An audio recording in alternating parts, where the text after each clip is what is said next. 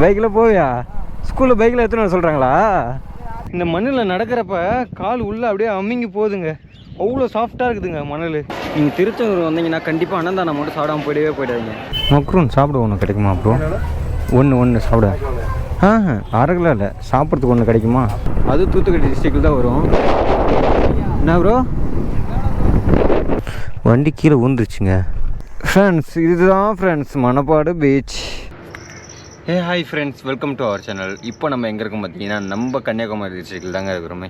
இப்போ இங்கேருந்து எங்கே போகிறோம் பார்த்தீங்கன்னா, நம்ம தூத்துக்குடிக்கு தான் போகிறோம். தூத்துக்குடியில் எங்கே போகிறோம் பார்த்தீங்கன்னா, திருச்செந்தூர் கோயில் தாங்க போகிறோமே. அது இங்கேருந்து எத்தனை கிலோமீட்டர் தெரியல, நான் போகிறப்போ மோட்டோ விலாகிங்கள சொல்கிறேங்க. இப்போ நம்ம எங்கே இருக்கோம் பார்த்தீங்கன்னா, நம்ம டென்ட்டுக்குள்ளே தான் இருக்கோம். பாரத் பெட்ரோல் பங்கில் டென்ட்டு போட்டிருந்தால அந்த டென்ட்டுக்குள்ளே தாங்க இருக்குமே. இப்போ டைம் என்னன்னு பார்த்தீங்கன்னா, எங்கடா ஃபோனாக்கானா இது இருக்குது. டைம் என்னன்னு பார்த்தீங்கன்னா 5:30ங்க. அப்படியே இன்னும் ஒரு ½ hour எல்லாத்தையும் எடுத்து பேக் பண்ணி வச்சுக்கின்னு. ஐயோ, லைட்டு பேட்ரி இல்லாமல் ஆஃப் ஆகிடுச்சிங்க.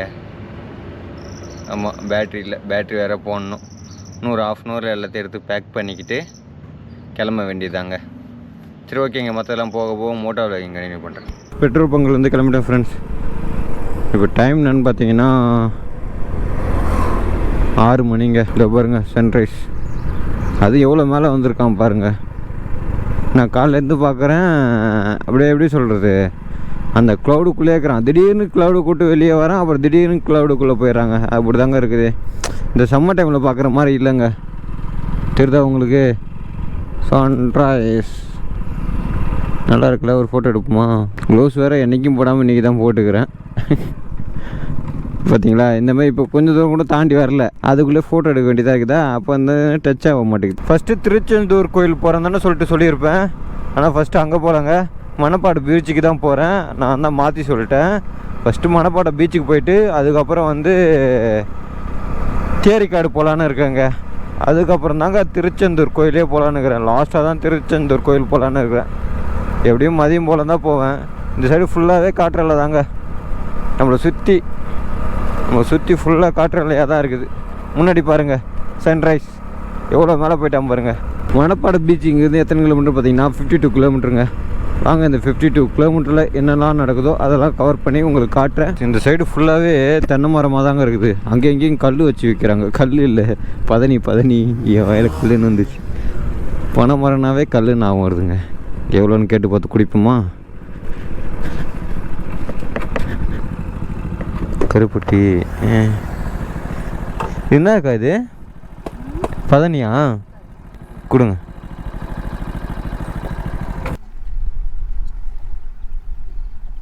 ஆண் மரத்தில் கூட இறக்கலாமா? அது புன் மரத்தில் தான் இருக்கணும் அவசியம் இல்லை, ஆண் மரத்தில் கூட இறக்கலாம்.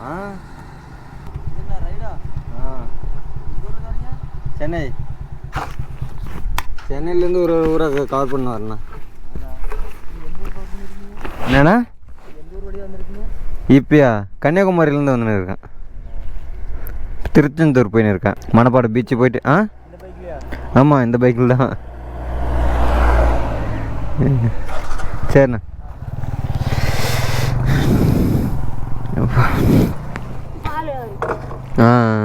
பின்னாடி இருக்கிறதுலாம் உங்கள் மரமா?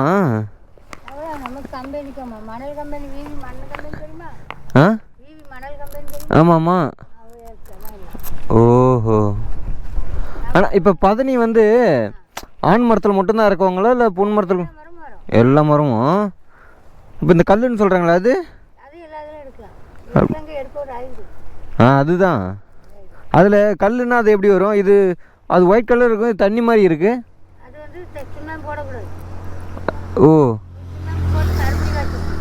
ஓ, சுண்ணாம்பு போட்டு கருப்பட்டி காசுவீங்களா? ஆனால் தண்ணி கலரில் இருக்குது.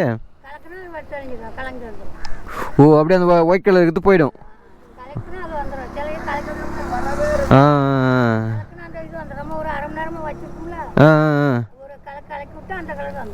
ஓகே ஓகே, சரி பாட்டி, பாய். நான் பதனி இது வரைக்கும் குடிச்சதே கிடையாது. இந்த எப்படின்னா தண்ணி மாரி ஊற்றுவாங்க, நொங்கு போட்டு தருவாங்க அப்படின்னு உங்களுக்கு மட்டும் தெரியும். இது எப்படி அது உள்ள பால் கலர் தானே இருக்கும். கல் இறக்குவாங்கள, பால் கலரில் இருக்கும் கல்லுலாம். அது எப்படி அந்தளவுக்கு தண்ணியாட்டம் மாறுது? ஒரு வேளை நுங்குலுக்கிற அந்த தண்ணி மட்டும் எடுத்து ஊற்றி கொடுக்குறாங்களா அப்படின்னு நினச்சின்னு இருந்தாங்க. இப்போ எங்களோட விளக்கம் கேட்டப்போக்கு தான் எனக்கு புரியுது. அதாவது ஆண் மரத்துலேயும் இறக்கலாமா, பொன் மரத்துலேயும் இறக்கலாமா. சுண்ணாம்பு போடாமல் கொடுத்தா அப்படியே பால் கலரில் இருக்குங்க. பால் எப்படி இருக்கும், ஒயிட்டாக இருக்கும்ல, அந்த மாதிரி பால் மாதிரி இருக்குங்க. அது வந்து கல். இதே சுண்ணாம்பு போட்டு கருப்பட்டிலாம் போட்டு கொடுத்தாங்கன்னா இனிப்பு கொஞ்சம் தூக்கலாக இருக்கும். ஆனால் அந்த ஃப்ளேவர் தெரியும். அப்படியே தண்ணி மாதிரி இருக்குங்க. எப்படின்னா தண்ணி இப்படி கலர் தெரியுமா, தண்ணி கலரு அந்த மாதிரி இருக்குங்க. தண்ணி மாதிரியே தான் இருக்கும். நானும் வரவையெல்லாம் பார்த்துருந்தேன். அங்கேயும் திட்டு தான் அப்படியே பனைமரமாக இருக்குது. அப்படியே வெளியே வச்சு இதுமாரி பதனி விற்றுனுக்குறாங்க. சரி இப்போ அடுத்த இதில் பார்த்துக்கிட்டோம். இங்கே கூட விற்றுன்னு இருந்தாங்க. சரி அடுத்த இதில் பார்த்துக்கலாம் அப்படின்னு சொல்லிட்டு அப்படியே வந்துனே இருந்தேன். ஒரு 3 இதை தாண்டி வந்தேன். 4ஆவதாக பார்த்தேன். சரி குடிச்சிடலாமே அப்படின்னு சொல்லிட்டு தாங்க குடிச்சிட்டேன். ஒன்று 40 ரூபா ஒரு சொம்பு. இதோ பாருங்க, இந்த மாதிரி பனந்தோட்டமாக இருக்கும். அதுக்கு முன்னாடி வச்சு விற்றுன்னு இருக்காங்க. அங்கே இதோ இங்கே விற்கிறாங்களா, முன்னாடி நான் காமிச்சேன் அந்தமாரி பனந்தோட்டம் அங்கே இருக்குதுன்னு. அதேமாதிரி இங்கே விற்றுன்னு இருக்காங்க. கருப்பட்டியும் விற்கிறாங்க. ஐயோ இங்கே ஜிபே இருக்குதுங்க. இங்கே வந்து குடிச்சிருந்தா ஜிபே பண்ணியிருக்கலாம். இந்த சைடு ஃபுல்லாகவே இந்த உவரி அந்த மாதிரி சைடில் வந்துட்டிங்கன்னா இந்தாண்டி செம்மண் தாங்க. நடுமத்தில் தான் ரோடு போகுது. இந்த செம்மண்ணில் தான் வளருது. இப்போ செம்மண் பூமியில் தான் நம்ம போயின்னு இருக்கோம் ஃப்ரெண்ட்ஸ். இந்த 50 கிலோமீட்டரில் எதுவுமே நடக்கலை ஃப்ரெண்ட்ஸ். ஒரு இடத்துல மட்டும் பதனி குடித்தேன், அவ்வளோதான். மற்றபடி ரோடெல்லாம் இந்த மாதிரி தான் போயினுக்குது. இந்தாண்டி வந்து செம்மண் கலரில் மண். அதாவது இது செம்மண் பூமின்னு சொல்லுவாங்க. அங்கே ஃபுல்லாக பனைமரமாக இருக்கும். அந்த பாருங்கள், எதிர்க்க கூட பாருங்கள், பனைமரம் தான். இந்த சீனரி பார்க்கறதுக்கு நல்லாயிருக்கும். பீஸ்ஃபுல்லாக ஃப்ரீயாக போகலாங்க. ரோடு காலியாக தான் இருக்கும். இன்னும் மணப்பாடு பீச்சுக்கு எத்தனை கிலோமீட்டர் இருக்குதுன்னு பார்த்தீங்கன்னா 3.3 கிலோமீட்டர் தாங்க இருக்குது. டைம் என்னன்னு பார்த்தீங்கன்னா 7:47 ஆகுதுங்க. மணப்பாடு பீச்சுக்கு வந்துட்டோம் ஃப்ரெண்ட்ஸ். இதோ பாருங்கள், இதுதான் மணப்பாடு பீச். இந்த இடத்துல நிறைய சினிமா ஷூட்லாம் எடுத்திருக்காங்க. சிங்கம் 2 கூட இங்கே தான் எடுத்தது. சிங்கம் 2வா சிங்கம் 3யா? சிங்கம் 2 தான். இந்த சிங்கம் 2ல் ஒரு சீன் வருமே, அனுஷிகா தான் நினைக்கிறேன். அவங்க கடத்த வச்சுக்கிட்டேன்னு சொல்லிட்டு வருவாங்களே, அது இந்த சீன் தாங்க. இப்போ இந்த சர்ச்சு தான். இந்த சீன் தான் கிடையாது, இந்த சர்ச்சுக்கிட்டு தான். இதோ அங்கே இருக்கும் அந்த பாறை மேலே, அங்கே அந்த இடம் தான். இது உள்ளே பைக் போகுமா? அங்கே சும்மா போய் அது ரோடு மேலே போனால் அது சர்ச்சுக்கு மேலே போகிறதுன்னு நினைக்கிறேன். அதனால் அங்கே அலோவ் பண்ண மாட்டாங்க. நம்ம மேப்லேயும் காமிச்சிச்சு மணப்பாடு பீச்சுக்கு வந்துட்டோன்னு. ஆனால் யாருமே இல்லை, இங்கெல்லாம் லோக்கல் ஆளுங்களாக தான் இருக்கிறாங்க.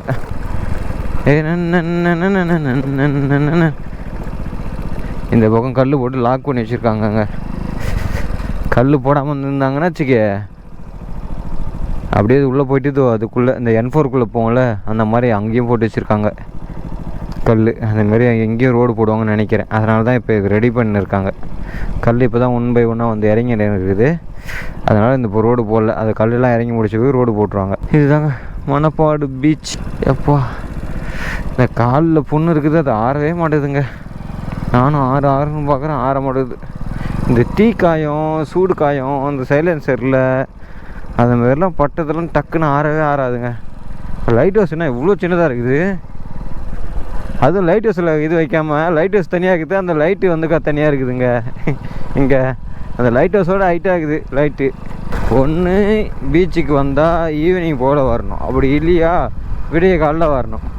அப்போ வந்தால் தாங்க நல்லாயிருக்கும். இந்த மொட்டை வெயிலெலாம் வரவே கூடாது. பாருங்கங்களா எவ்வளோ கடைங்க பாருங்க. ஈவினிங் டைமில் வந்தால் தான் திறப்பாங்க இதெல்லாம். நம்ம தான் வந்து காலைலே வந்துட்டோம். காலைல இல்லை, எத்தனை மணிக்கு வந்திருக்கேன்னா 8 மணி இருக்குமா, 7:52க்கு வந்திருக்கோங்க. பார்த்தீங்களா, 7:52க்கு இந்த நிலமை. இதே மெரினா பீச்சில் அப்படி இருக்குமா 7:52க்கு? வாய்ப்பு இல்லை ஃப்ரெண்ட்ஸ். இதுதான் ஃப்ரெண்ட்ஸ் மணப்பாடு பீச். எப்போ சரியான திமுருங்க, என்ன ஒரு ஃப்ரீயாக இருக்குது. இப்போ அடுத்து நம்ம எங்கே போகிறோம்னு பார்த்தீங்கன்னா தேரிக்காடு தாங்க போகிறோமே.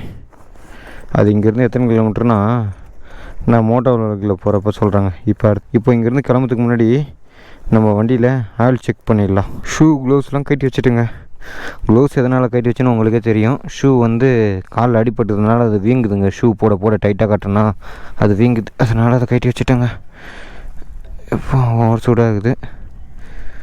கொஞ்சம் நேரம் ஆற போட்டேன், அப்படி இருந்தால் இவ்வளோ சூடாக இருக்குது. நம்ம வீட்டுக்கு வச்சுருந்த துணியை இப்போ வண்டிக்கு மாற்றிட்டாங்க.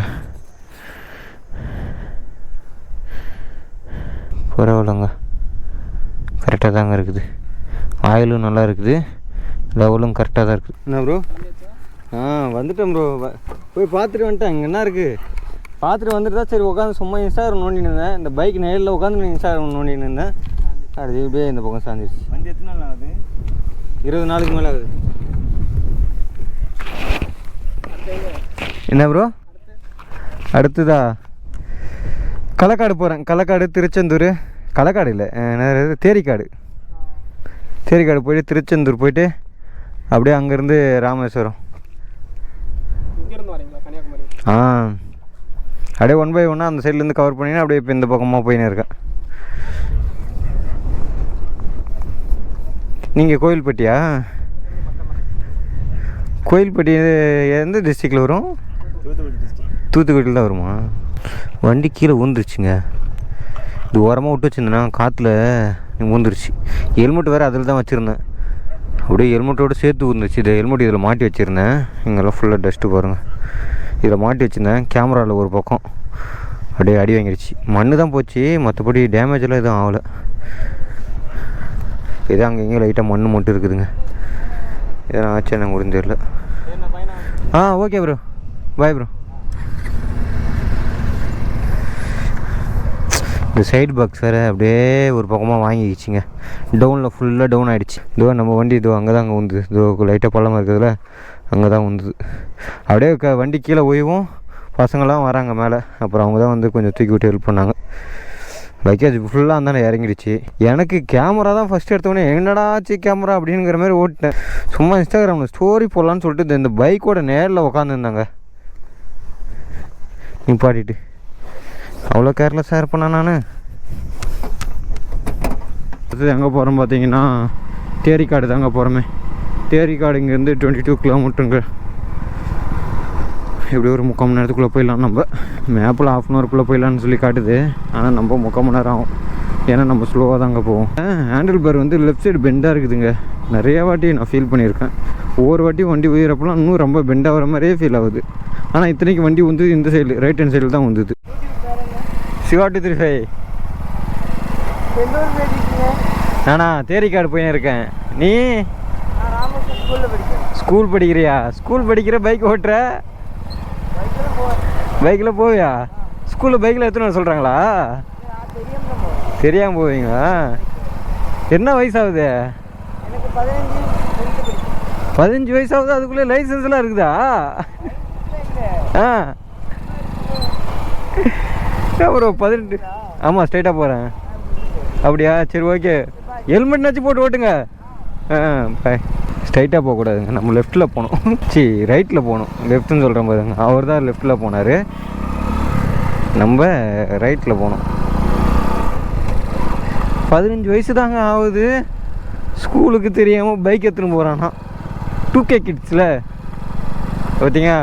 லேடிஸு அப்பவும் சரி இப்போவும் சரி ஒன்று நடந்து போவாங்க, இல்லை சைக்கிளில் போவாங்க. அவங்களுக்கு அந்தளவுக்கு தைரியம் கிடையாது. நம்ம பசங்க மாதிரிலாம் கிடையாது.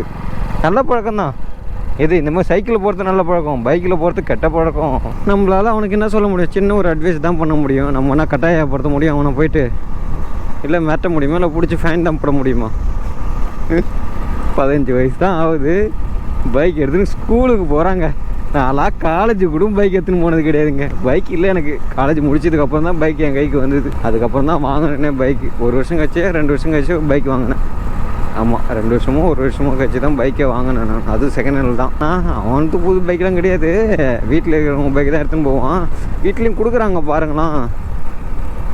வீட்டுக்கு தெரியாமல் எடுத்துன்னு வருவாங்க. நீங்களே சொல்லுங்கள். ஸ்கூலுக்கு தெரியாமல் எடுத்துன்னு போயிடலாம். எடுத்துன்னு போய்ட்டு வெளியே விட்டு ஸ்கூலுக்குள்ளே போயிடலாம். ஆனால் வீட்டில் எப்படி? வீட்டில் யாராக இருந்தாலும் கேட்பாங்களே. 15 வயசில் பைக் கொடுத்து அனுப்புகிறாங்க ஸ்கூலுக்கு. எவ்வளோ காலம் மாறி போச்சுல்ல. ஆக்சுவலாக நான் அவனை பார்க்காம தாங்க போனேனே. அவனை தான் பின்னாடி வந்து கூப்பிட்டு பேசினான். நீங்கள் யூடியூபரா அப்படின்னு சொல்லி கேட்டான். ஆமாம் அப்படின்னு சொல்லி சொன்னேன். அது என்னவோ தெரியல, இந்த தூத்துக்குடி, திருநெல்வேலி, தென்காசி இவங்கெல்லாம் பேசுகிறத பார்த்தாவே எனக்கும் அவங்க கூட அவங்கள மாதிரியே பேசணும் போல தோணுது. நானும் அப்படி தான் அவங்களுக்கு ஈக்குவலாக பேசி பார்த்தேன். ஆனால் வரலை. ஸ்பீட் பிரேக்கரை கவனிக்கல. இதோ எங்கள் ஊருக்குள்ளே வந்துட்டாவே சரி, ரோடில் ஸ்பீட் பிரேக் இருக்குதா இல்லை ஸ்பீட் பிரேக்கில் ரோடு இருக்குதானே தெரியாதுங்க. கடுப்பாக இருக்கும். இங்கேருந்து 2.4 கிலோமீட்டர் தாங்க உள்ளே என்ன இருக்குதுன்னு பார்த்தீங்கன்னா ஒரு கோயில் தாங்க இருக்குது, ஐநூறு கோயில் ஒன்று இருக்குது. அது வரைக்கும் தான் போக முடியும். அதுக்கப்புறம் வந்து பைக் எடுத்துலாம் போக முடியாது, நடந்து தான் உள்ளே நடந்து போகிற மாதிரி இருக்கும். அது ஒரு தனி தீவு மாதிரிங்க. இப்போ கடலில் தீவு இருக்கும்ல, ஒரு பாறை மேலே இல்லை ஒரு மலையோ அப்படியே ஒரு தீவாட்டம் இருக்கும்ல, அந்த மாதிரி இதுவுமே தூத்துக்குடியில் தேரிக்காடுங்கிறது ஒரு தீவு மாதிரி இருக்கும். ஃபுல்லாக செம்மண் கலரில் மரங்களாக தான் இருக்கும். இந்த மாதிரி முந்திரி மரம் எல்லாம், இந்த மாதிரி கருவேல மரம், அதுனா அது கருவேல மரமாக அது இதே ஒரு மரம்னு சொல்லுவாங்களே, டக்குன்னு ஊர் சைட்லேயே இருந்தால் அதெல்லாம் ஞாபகம் வந்திருக்கும். இந்த இதுதான் கருவேல மரம். உள்ளே போனால் தொலைஞ்சு போக கூட வாய்ப்பு இருக்குது, ஏன்னா அந்தளவுக்கு அது பெருசு. அதாவது தொலைஞ்சு போவோம், வீட்டுக்கு வந்து சேர்ந்துடலாம். நீ எந்த பக்கம் போனாலும் ஊரை பார்த்துடலாம். ரொம்ப பெருசு, அப்படியே செத்து போகிற நிலைமைக்கெல்லாம் போக மாட்டேன். சோறு தண்ணி இல்லாமல் இருந்து ஒரு வாரம் அங்கேயே கலந்தால் செத்து தான் போவேன். இங்கே கூட நிறையா சினிமா ஷூட்லாம் எடுத்திருக்காங்க, அதுக்காகலாம் போகலை. பட் எனக்கு இது பார்க்கணும் ஆசை. எப்படின்னா மணலாக பார்த்தாச்சு, மண்ணாக பார்த்தாச்சு, இந்த மாதிரி செம்மண்ணாக பார்க்கல ஃபுல்லாக. இப்போ இந்த ரோட்டு மேலே வரப்பே உங்களுக்கு தெரியும், அந்த சைட்லேயும் செம்மண் தான், இந்த சைட்லேயுமே செம்மண் தான். நடுமயத்தில் தான் ரோடு போகும். ஏன்னா ஒன்றும் உங்களுக்கு மரம்லாம் வளர்ந்துருக்கிறதுனால அந்தளவுக்கு அக்யூரேட்டாக தெரியாது, பாலைவனம் மாதிரி. இது செம்மண் பாலைவனங்க. மேப்பில் பார்த்தீங்கன்னா அப்படியே ரெட்டிஷாக காட்டுங்க. சேட்டலைட் மோடு போட்டு மேப்பில் பாருங்கள் எந்த அளவுக்கு ரெட்டிஷாக காட்டுன்னு பாருங்கள். வண்டி கீழே ஊந்ததுலேருந்தே இதே ஒரு சவுண்டு வர மாதிரியே ஃபீல் ஆகுது, கலக்கலக்கலன்னு ஆடுற மாதிரியே ஃபீல் ஆகுது. பாருங்கள் எந்த அளவுக்கு மண் இருக்குது பார்த்தீங்களா. இந்த தாமிரபரணி விஷால் படம் இருக்குது இல்லைங்க, அது கூட லாஸ்ட் சீனில் இதாங்க காட்டுவாங்களே, இந்த இடத்த தான் காட்டுவாங்களே. இந்த பாருங்க அந்த ஆர்ச்சி தெரியுதுல்ல, அதுதான் கோயில்னு நினைக்கிறேன். இந்த ஆர்ச்சிக்குள்ளே போனால் கோயில், ஐநார் கோயில். இங்கே அன்னதானம் போடுவாங்களா, போட்டால் சாப்பிடுவோம். அப்படி இல்லைன்னா ஒரே அடியாக லஞ்சு திருச்செந்தூர் முருகன் கோயிலில் போய்ட்டு சாப்பிட்ருவோம். வண்டியை விட்டு மேலே போய் பார்த்துட்டு வரும். அப்படியே கீழே மண்ணில் காலை வச்சவொடனே எப்படி இருக்குது தெரியுமாங்க. நான் ஷூ வேறு போடலையா, அவ்வளோ நைஸாக இருக்குதுங்க. கடல் மண்ணு கூட இவ்வளோ நைஸாக இல்லைங்க. இந்த மண்ணுக்கு வந்துட்டு நீங்கள் வெறுங்காலில் நடக்காமல் செருப்பு போட்டுன்னு ஷூ போட்டுலாம் நடந்துடாதீங்க. இது ஃபீல் பண்ணோன்னா நீங்கள் வெறுங்காலில் தான் நடந்தாகணும். சரி வாங்க போயிட்டு வருவோம் ஃப்ரெண்ட்ஸ். சிவப்பு பாலைவனத்துக்கு வந்துட்டேன் ஃப்ரெண்ட்ஸ். இங்கே பாருங்கள், அச்சல் பாலைவனம் மாதிரி தான் இருக்குது, தெரியுதா எந்த அளவுக்கு இருக்குது பாருங்கள். பாலைவனம் மாதிரியே தான் இருக்குது. இந்த மண்ணில் நடக்கிறப்ப கால் உள்ளே அப்படியே அமுங்கி போகுதுங்க, அவ்வளோ சாஃப்டாக இருக்குதுங்க மணல். ஆனால் கொஞ்சம் சுடுது, ஏன்னா மதிய நேரத்தில் வந்திருக்கேன்ல, சூடு ஓவரா. செம்மையாக இருக்குதுங்க, ஜாலியாக இருக்குது.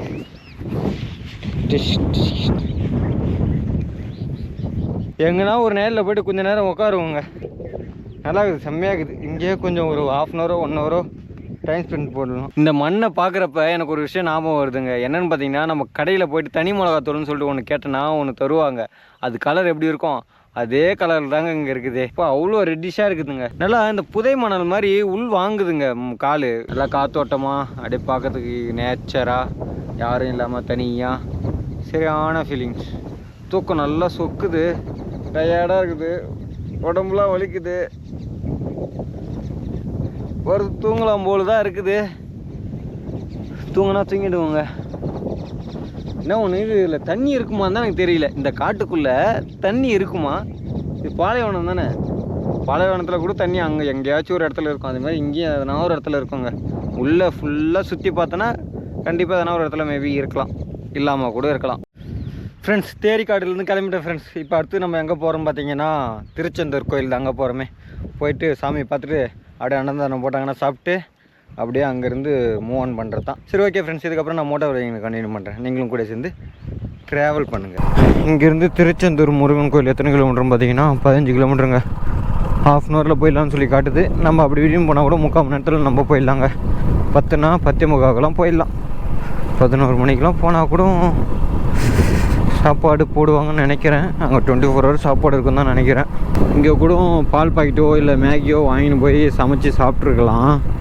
பட்டு காற்று ஓவராக அடிக்குதுங்க, அதனால் அந்த இடத்துல சமைக்கவே முடியாது. என்ன தான் முட்டு கொடுத்து சமைச்சாலுமே வேலைக்கு ஆகாது, ஏன்னா மண்ணெலாம் பறக்குது. புரியுதுங்களா, ரொம்ப மோசமாக இருக்குது. எடுத்துன்னு போனால் லோல் போட்டிருக்கணும். ஆல்ரெடி ஒரு வாட்டி அனுபவப்பட்டிருக்கேன், திரும்ப அந்த தப்பை செய்ய விரும்பலைங்க.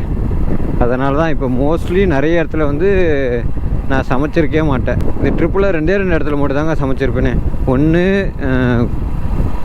குரங்கணி, இன்னொன்று தென்காசி. இது 2 இடத்துல மட்டும் தான் சமைச்சிருப்பேன். அது 2வது இடத்துல சமைக்கிறப்ப தான் காற்றுல அப்படியே அடுப்பு சாஞ்சி சுடு தண்ணி ஃபுல்லாக மேலே ஊற்றி இன்னும் வரைக்கும் அதுக்கு ரோல் பட்டுன்னு இருக்கேன். அதனால் திரும்ப அந்த தப்பை செய்ய விரும்பல. நிறைய இடத்துல லொக்கேஷன்லாம் பார்ப்பேன், இந்த ஹைவேல ரோட்டு வரும், நிறைய இடம் இருக்கும். ஆனால் காற்று ஓவராக அடிக்குங்க, அப்படியே தூக்கி டஸ்ட்டு ஃபுல்லாத்தையும் தூக்கி அந்த புயல் காற்று மாதிரி அடிக்குங்க.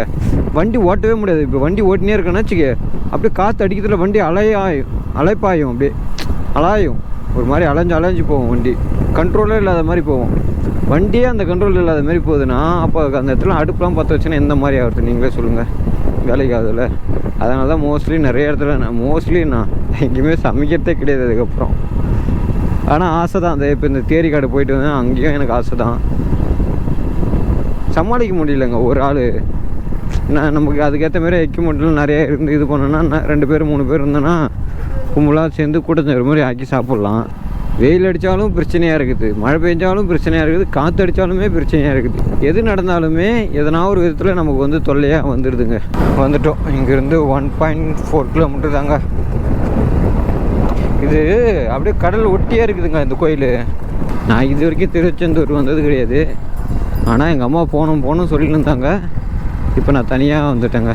ஒரு நாள் எங்கள் அம்மாவையும் கூட்டின்னு வரணும். வெயில் இங்கெல்லாம் பொழக்குதுங்க, சரியான வெயில். சூடு அந்த அளவுக்கு சூடு ஏறுது. மேலே பைக்கு போகல போகுது.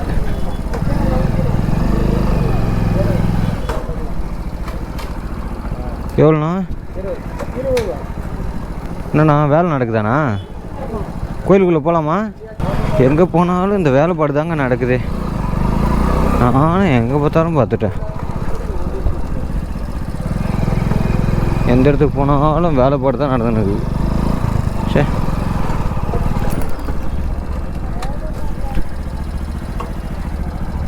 ஃப்ரெண்ட்ஸ், திருச்செந்தூர் முருகனை போய் பார்த்துட்டு வந்துட்டோம், சாப்பிட்டோம்.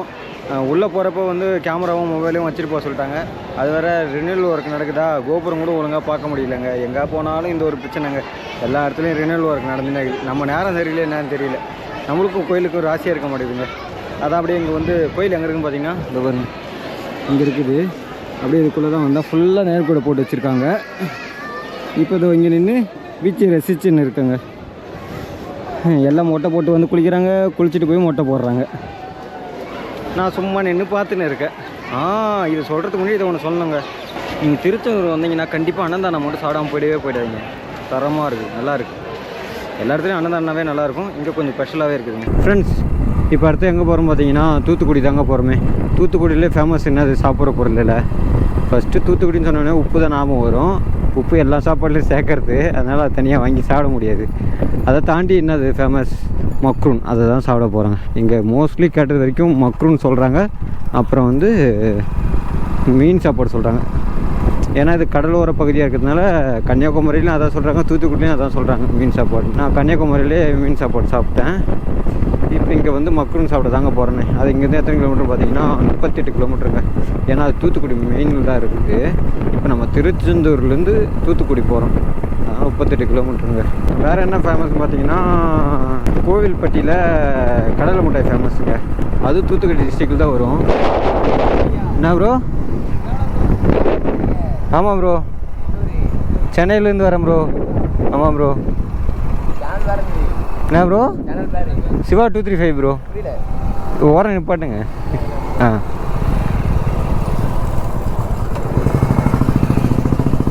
சிவா 235. இங்கே சாப்பிட்ற ஃபுட்டுன்னா என்ன ப்ரோ ஃபேமஸ்ஸு? இங்கே சாப்பிட்ற ஃபுட்டு சிவா 235 இதோ இருக்குது ப்ரோ. முன்னாடி ஹெல்மெட்லேயும் இருக்கிறதுலே இருக்கும் ப்ரோ. கொஞ்சம் நேலுக்கு வரீங்களா? இதோ அது உள்ளே விட்ருங்க. இது எப்படி கொடுங்க? நீ என்ன ப்ரோ புதுசாக சொல்கிற பிரியாணின்னு? ஒரு ஸ்பெஷல் ஃபுட்டுன்னு ஒன்று இருக்குல்ல, திருநெல்வேலியில் அல்வான்னு சொல்கிறாங்க.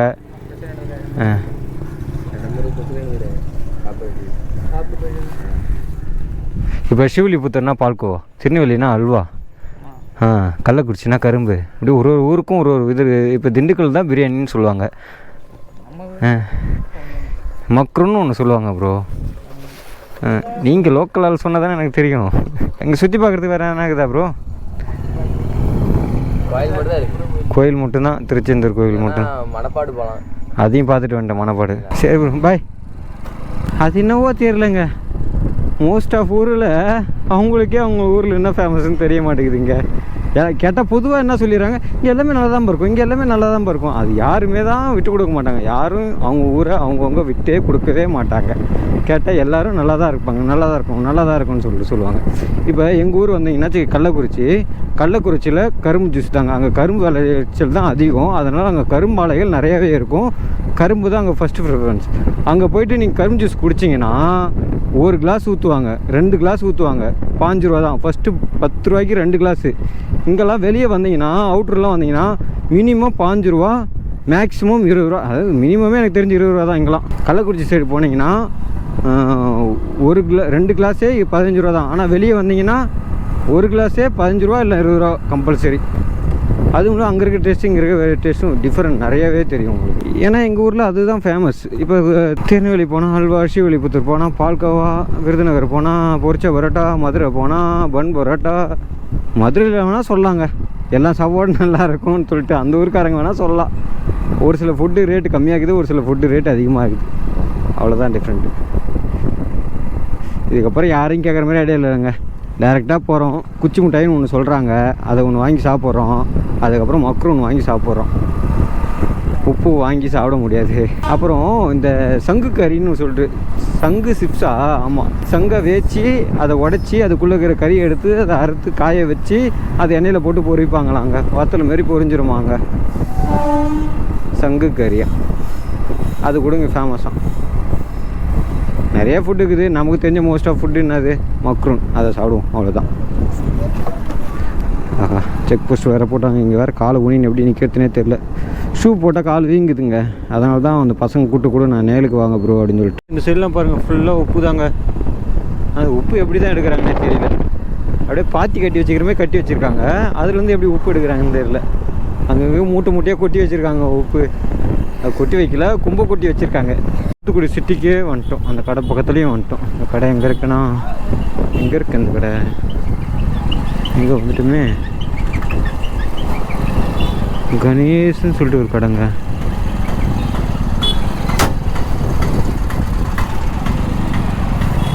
எந்த கடைடா இதோ இருக்குது. போர்டு புதுசாக மாற்றிட்டு இருக்காங்க. நான் வீடியோவில் பார்த்த வரைக்கும் பழைய போர்டாக இருந்தது, இதில் புது போர்டாக இருக்குதுங்க. ஏதோ 70 வருஷம் பழைய கடைன்னு சொல்லிட்டு சொன்னாங்க. அதான் இங்கே வந்தோம். ஒன்று கொடுப்பாங்களா கேட்டு பார்ப்போம். மக்ரூன் சாப்பிட ஒன்று கிடைக்குமா ப்ரோ? ஒன்று சாப்பிட. அரை கிலோ இல்லை, சாப்பிட்றதுக்கு ஒன்று கிடைக்குமா? ப்ரோ இது ஒன்று கொடுத்துரு ப்ரோ. இது பேர் என்ன ப்ரோ? இது பேர் என்னது ப்ரோ? நெய் மிட்டாயா? அது ஒன்று கொடுத்துருக்கோம். மக்ரூன் 6 கிலோ எவ்வளோ ப்ரோ? இதுதாங்க. இது 2 நெய் மிட்டாயி. இது பார்த்தேன், இது பேர் தெரியல, அதனால தான் கேட்டேன் நெய் மிட்டாய். எனக்கு மக்ரூன் வந்து லைட்டாக தாங்க பிடிக்குமே, அதிகமாக சாப்பிட மாட்டேன். ஒன்று தான் சாப்பிடுவேன், மற்றபடி எதுவும் பெருசாக சாப்பிட மாட்டேன். எனக்கு மக்ரூன் அதிகமாக சாப்பிட்டோன்னா திகட்டும். அதனால தான் ஒன்று வாங்கி ட்ரை பண்ணுவோம். நான் சின்ன வயசில் சாப்பிட்டுக்கிறேங்க. அப்போ அது பேர் மக்ரூன்னே தெரியாது. ஆனால் சாப்பிட்ருக்கேன், ஒரு பாக்கெட் நிறைய நல்லா சாப்பிட்ருக்கேன். அப்போ வந்து கொஞ்சம் ஹார்டாக இருக்கும். இந்த மாதிரி டேஸ்ட் இருக்குது, திகட்டுற மாதிரி இருக்குங்க. 2 தான் சாப்பிட முடியும், அப்படியே திகட்டுரும். இந்த பலாப்பழமும் நான் அந்தளவுக்கு சாப்பிட மாட்டேன், அப்படியே திகட்டுரும் எனக்கு. ஆனால் இதை ஒன்று வாங்கி சாப்பிட்டேன், அடுத்தது இன்னொன்று வாங்கணும்னு சொல்லிட்டு தோணுச்சுங்க. என்ன முடியல, என்னால் அந்த இடத்துல நவர முடியல. அப்படியே டேஸ்ட்டு நாக்குலேயே ஒட்டிக்கிச்சு. சரி கேட்டேன், அரை கிலோ தான் ஸ்டார்டிங்கானு கேட்டேன். இல்லை 100 200 கூட இருக்குது அப்படின்னு சொல்லி சொன்னாங்க. சரி அப்போ ஒரு 100 கொடு ப்ரோ அப்படின்னு சொன்னேன். 100 மக்ரூன் எவ்வளோன்னு பார்த்தீங்கன்னா 108 ரூபாங்க. அதுக்கப்புறம் அந்த நெய் மிட்டாயின்னு சொல்லிட்டு ஒன்று வாங்கினால அது ஒரு 1 5 ரூபாங்க, 2 30 ரூபாங்க. வேஸ்ட் அது தண்டம். ஏன்னா அது ஒரு குச்சி மாதிரி தான் இருக்குது, சின்னதாக இருக்குது. அவ்வளோ ரேட்டுக்கு அது ஒர்த்து இல்லை. ஆனால் என்ன ஒன்று, அதில் முந்திரி போட்டிருக்காங்க, அதான் விஷயம். அதாவது கடல் மிட்டாய் மாரி இது ஒரு முந்திரி மிட்டாய், அவ்வளோதாங்க. எனக்கு நான் நினச்சே பார்க்கல இந்த அளவுக்கு இது பிடிச்சி போகும்னு சொல்லிட்டு. நான் சும்மா வீடியோக்கோசரெலாம் சொல்லலைங்க, சீரியஸாகவே சொல்கிறேன். எனக்கு ரொம்ப பிடிச்சி போச்சு. அவ்வளோ சாஃப்டாக இருந்தது, கிரிஞ்சியாகவும் இருந்ததா. அப்படியே வச்சதே தெரியல, வாயில் ஒன்று வச்சதே தெரியல, அப்படியே ஈஸியாக கரைஞ்சிருது. 2வதும் அப்படி தான். ஆனால் நான் சின்ன வயசில் சாப்பிட்டது எப்போ சின்ன வயசில் சாப்பிட்டேன். அதுக்கப்புறம் இடையில எப்பயுமே சாப்பிட்டதே கிடையாதுங்க. அதை